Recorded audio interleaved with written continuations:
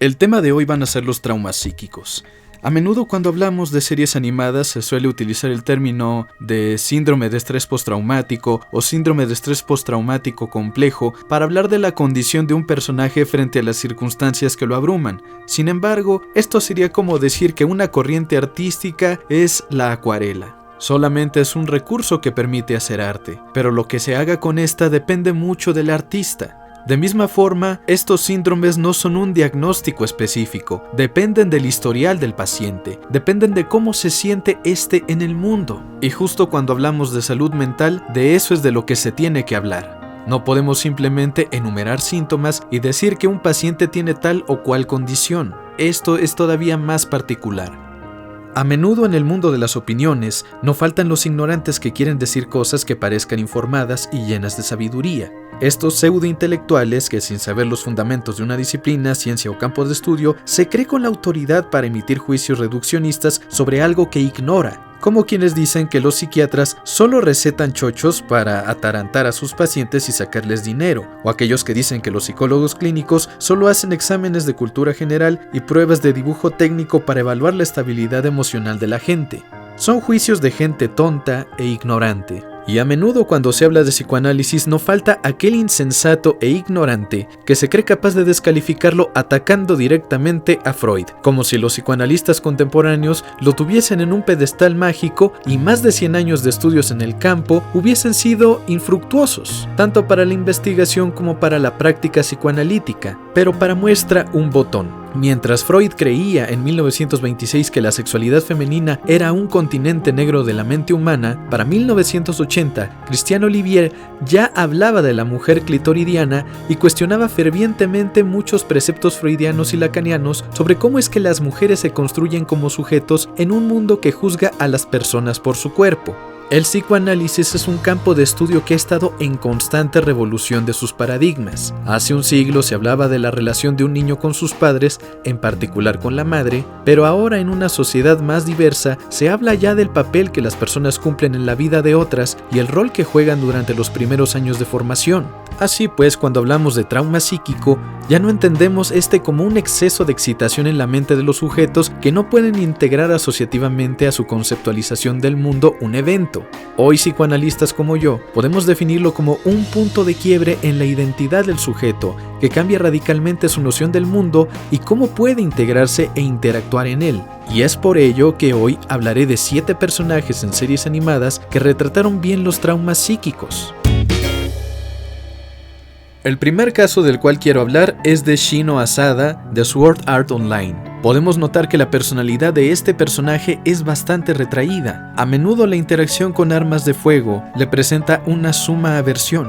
Y es que nosotros nos damos cuenta de que realmente todo esto tiene un origen bastante peculiar. Y es que al verse involucrada en un asalto a mano armada, esta chica sintió tanto temor de que su madre pudiese sufrir alguna especie de percance que culminara incluso en su muerte, que terminó por enfrentar cuerpo a cuerpo al ladrón, arrebatarle el arma como pudo y le disparó hasta que acabó con su existencia. Antes de eso, ella era una niña común y corriente. Sonreía y miraba la vida sin mayor preocupación. No obstante, a partir de este evento se concibió a sí misma como una asesina. Y para tratar de superar esta situación, comenzó a participar en un juego online y se dedicó a ser una francotiradora. Obviamente hay una trama conspirativa detrás. No se trata solamente de una chica tratando de superar su trauma en un videojuego. Pero yo me voy a centrar en este caso particular, porque a decir verdad, ella ni siquiera es la protagonista de la serie.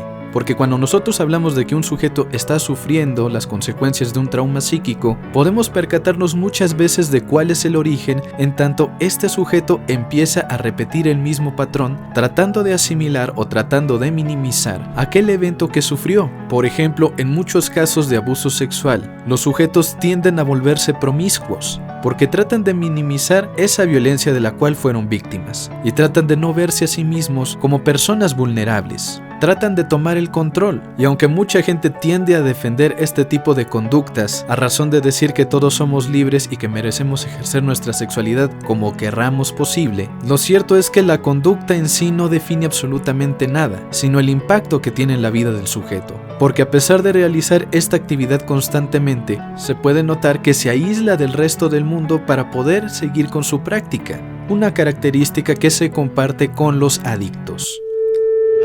Ahora vamos con un caso un poco mejor retratado, que es el de Kyo Soma en Fruits Basket.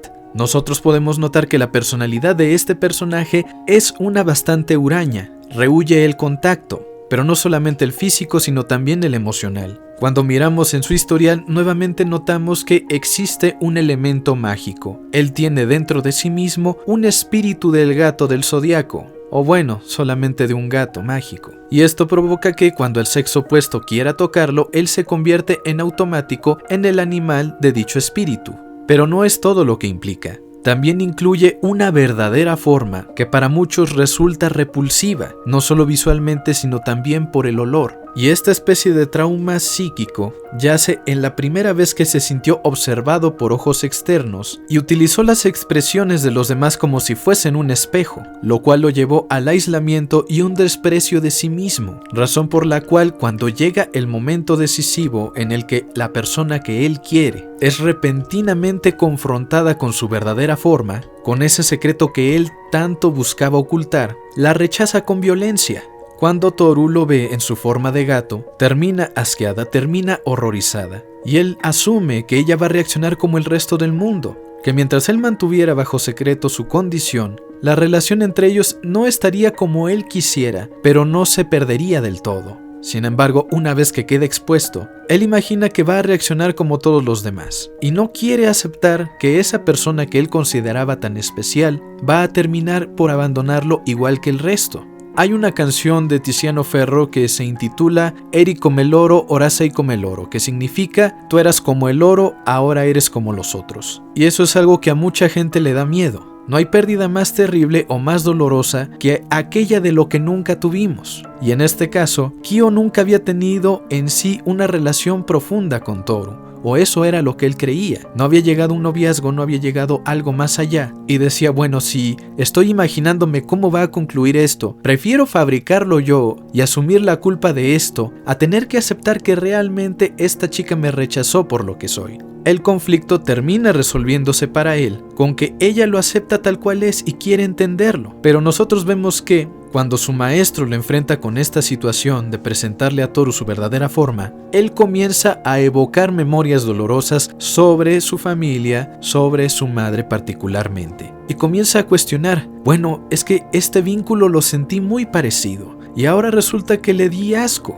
¿Acaso también le daba asco a mi madre? Y comienza a replantearse toda su vida a partir de la única memoria positiva que tenía. Si yo equiparé a Toru con mi madre y ahora resulta que a ella le di asco, ¿cómo no saber que también a mi madre le di asco? ¿Cómo no saber que ese primer concepto de amor que yo tuve no estaba basado también en una falsedad? Y vemos que rehúye al dolor con esa fiereza.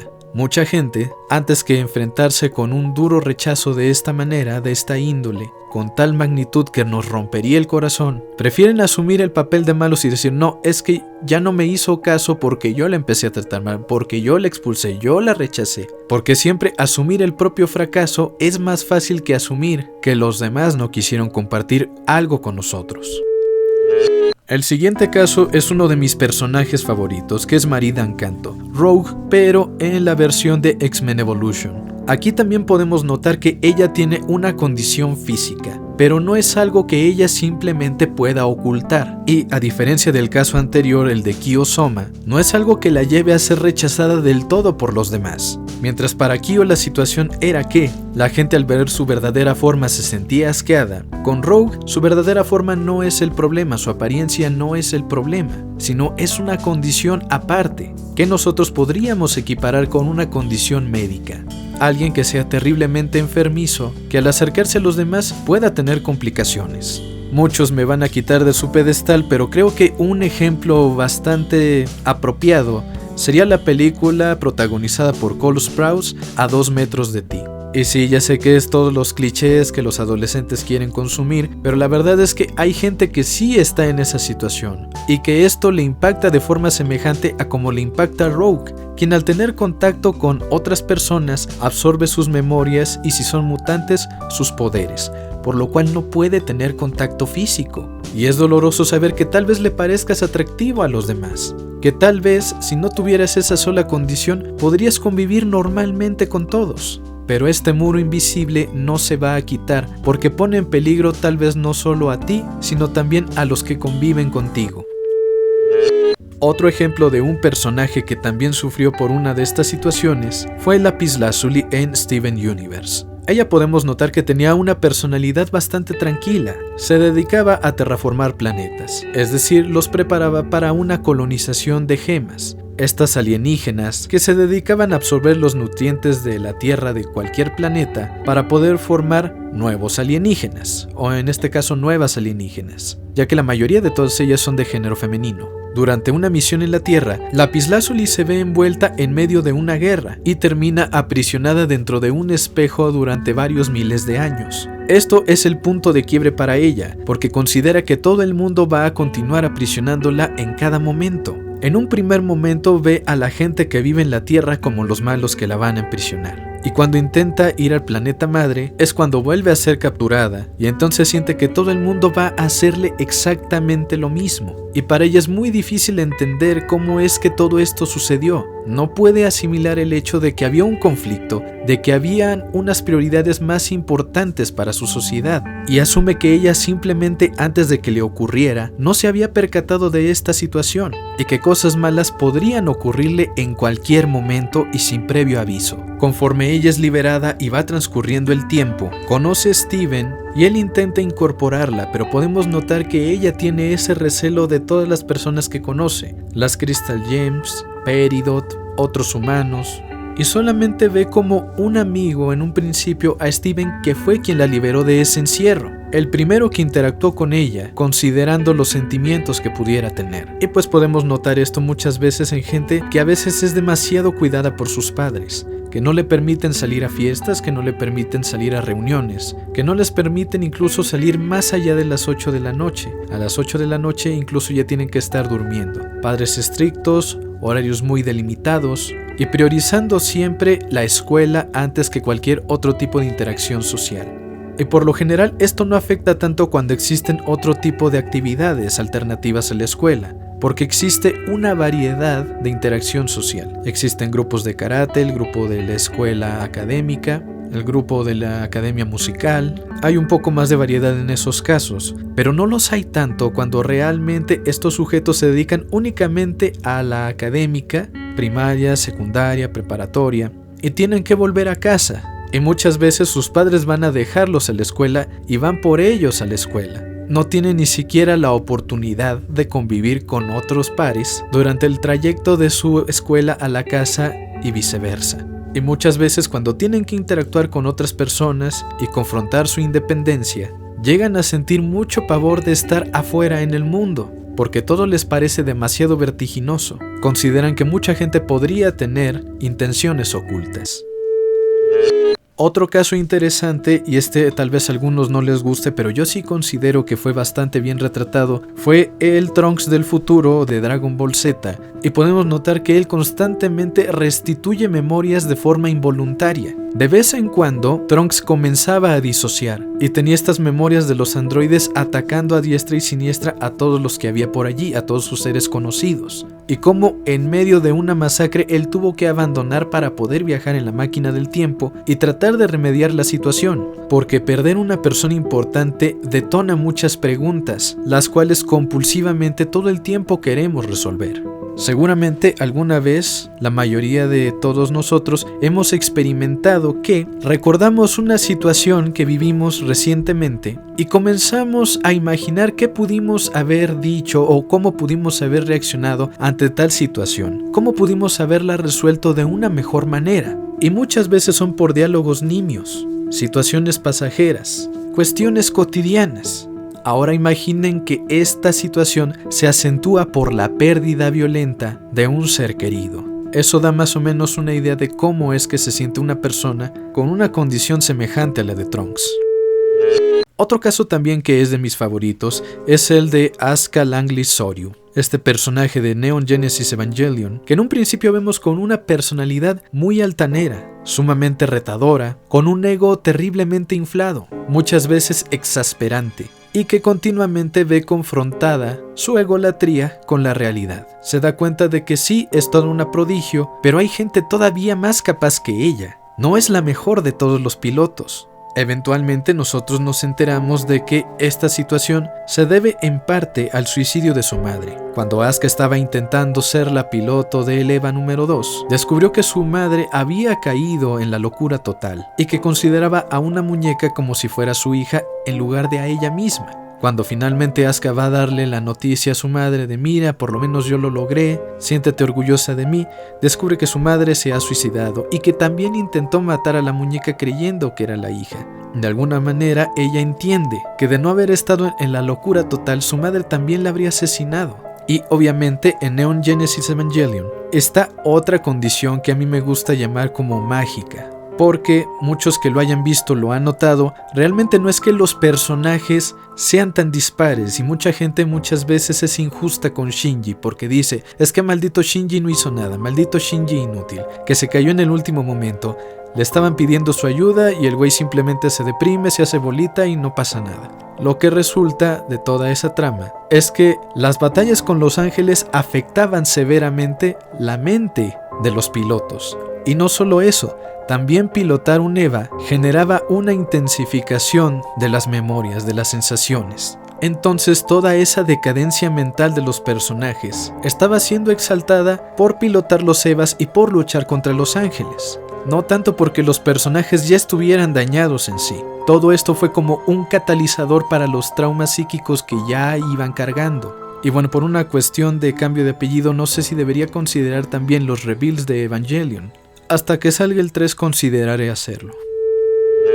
Y finalmente, el caso que a mí más me ha gustado, de cómo se ha retratado todo este trauma psíquico, fue el de la condición de Steven Quartz Universe o Steven Diamond Universe en Steven Universe Future. Porque no solamente se habla de un personaje que comienza a aislarse de los demás, que comienza a tener pensamientos agresivos, nocivos contra su sociedad, y que incluso llega a cumplir con el perfil de un asesino serial en tanto primero mata por accidente a una gema ante un desborde de excitación, ante un desborde de ira, de sadismo de hecho, y luego como al tener conciencia de que ya no puede asesinar a su propia madre porque es a quien él considera que tiene toda la culpa de sus traumas, intenta asesinar a una de sus, no sé si llamarle abuela o llamarle a su tía, a Diamante Blanco. Y es que al revisar el historial de este personaje nosotros podemos percatarnos de cuál es la situación. Él siente una presión social porque su madre cedió su vida para que él pudiera existir. Y él ante esta presión se ve abrumado por todas las buenas memorias, los buenos recuerdos que todo mundo tiene de ella. Y al ser la líder de un movimiento, él intenta esforzarse por cumplir con ese rol. Hay incluso un corto de una canción extendida del opening de Steven Universe, donde él manifiesta este deseo, querer ser lo que los demás esperan que él sea, es decir, dejarse gobernar por las expectativas. Y conforme va pasando el tiempo, la figura de Rose Quartz va siendo desmontada, la figura de su madre se va cayendo a pedazos y se revela que realmente no era el personaje adorado que todo mundo le dijo que era de hecho bastante nocivo. Tal vez sin intención de serlo y con una justificación válida que la llevó a estar en una situación semejante. Pero esta justificación realmente nunca llega a los oídos de Steven, porque nadie concretamente puede hablarle de cómo fue la situación para su madre desde su perspectiva. Hubo momentos donde él se identificó con ella, pero una vez que termina la guerra y que se da cuenta de que intentar ocupar el lugar que su madre no pudo llenar a plenitud ahora ya no sirve de nada porque la guerra se acabó, porque las gemas ahora pueden ser autosuficientes, porque ahora ya no existe nada que él pueda reparar, y justo él había tomado ese rol, el de un líder que puede repararlo todo. Se queda sin identidad, se queda sin nada. Y al sentir ese tremendo vacío dice, bueno, ¿cómo lo puedo remediar? No lo puedo remediar. Y en lugar de buscar una solución, busca a quién culpar por esto que le está pasando. Pero antes de que todo esto se fuese acumulando, los traumas por la guerra, los traumas por no ser Rose Quartz, los traumas por haber perdido el rol que tanto trabajo le costó ganar. Era un niño bastante gentil, era un niño inocente, era alguien que simplemente quería integrarse a los demás y que se dio cuenta de que era muy solitario. Se dio cuenta de que era bastante ignorante respecto de otros de su edad. Y justo eso fue lo que me encantó de Steven Universe Future, que lo retratan muy bien, gente que nosotros podríamos considerar un buen niño, una buena persona. De repente, por circunstancias ajenas a él, puede caer en desgracia, puede perder toda esa noción de identidad que tenía y sufrir una crisis, revivir eventos que él no había considerado importantes antes. Y que eso detone un comportamiento antisocial, un comportamiento sádico. Porque hay gente que cree todavía esa tontería de que un psicópata desde niño es psicópata y que tienen el gen del psicópata y no sé qué tantas tonterías, cuando realmente no es el caso. Obviamente, por una cuestión de crianza, hay gente que ha desarrollado problemas de índole mental que con el paso del tiempo se vuelven hereditarios. Eso no lo voy a negar. Sí existe. Y probablemente si ustedes tienen algún familiar o algún ancestro que haya tenido problemas mentales, hay una muy alta probabilidad de que ustedes también sufran una condición semejante. Pero esto no quiere decir que los criminales o la gente con problemas mentales de ese tipo tengan que llevarlo en los genes. Puede ser por las circunstancias, puede ser por un derrumbamiento del yo. Y a eso hay que ponerle atención. ¿Tú qué piensas de estos casos? ¿Hay alguno con el cual te hayas sentido particularmente identificado? Nos vemos en la próxima edición de análisis de La Caravana del Misterio de Sebastián Derain.